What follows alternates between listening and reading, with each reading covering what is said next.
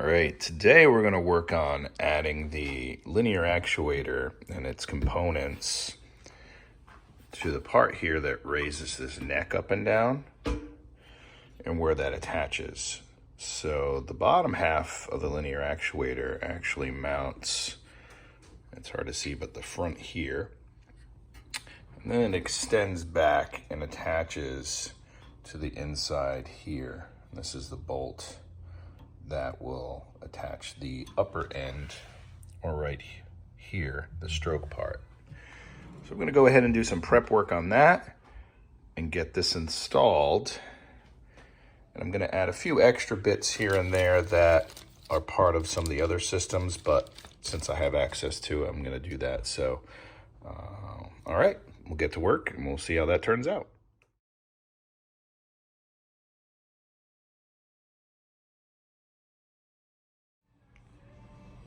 All right, that work is complete. We have our linear actuator and springs installed. We have it in the up position. We'll probably test it a little bit later. You can go ahead and see that the springs get pulled back onto that shaft. And I believe they're 5-pound springs, so 10 pounds total, with its max pull when it's obviously in the down position, so it gives it that extra oomph going up. This is a 35-pound linear actuator, and these are powered by, and you'll see that later, a JRK speed controller by Pololu. So there you have it. We have that installed, and then next we'll talk about what we're doing for the top of the neck. So here are the parts we have for the neck, and they consist of 3D printed metal parts. These are stainless steel from JLC PCB, and they will provide the strength we need for articulating the neck. So you'll have two parts. The upper part, you'll have your base, your center joint, which houses some of the bearings and bolts, the tube part, which is purely decorative, and then you'll have your center post, and this is what everything pivots off of.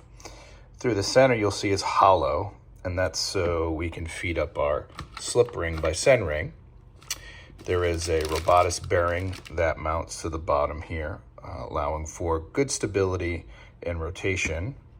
You have your driving gear here from Andy Mark. This is, I believe, a 40 tooth. And this, a little bit of manufacturing has to happen with this to make it work. But all in all, this should be really easy to fab. And then we have our servo here, HSB 9381TH. We're gonna modify this to be continuous rotation, and we'll see how that goes. This is gonna take a little bit of time, so we'll see how it comes together.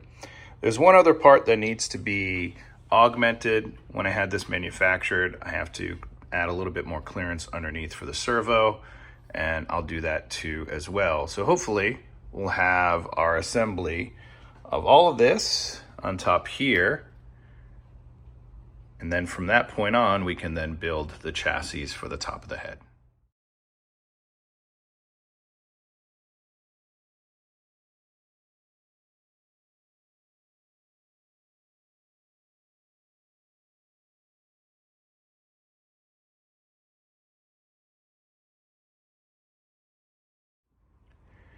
Here we have the universal joint and pivot point all in place. Had to make a couple of mods to this to get it to work. Must have sent the wrong file to get made, but that's okay. We persevere. So the next step is to just bolt it all together and then mount it on top of the neck. Here we go. All right, we have the assembly completed here of the universal joint, along with the bearing, the gear, the slip ring, and our servo. I also have bonded in the tube detail and added in magnets to hold the tubes in. And you can see how that assembly goes together. So now we'll go ahead and fasten this back on the top of the neck, and we'll see how that looks.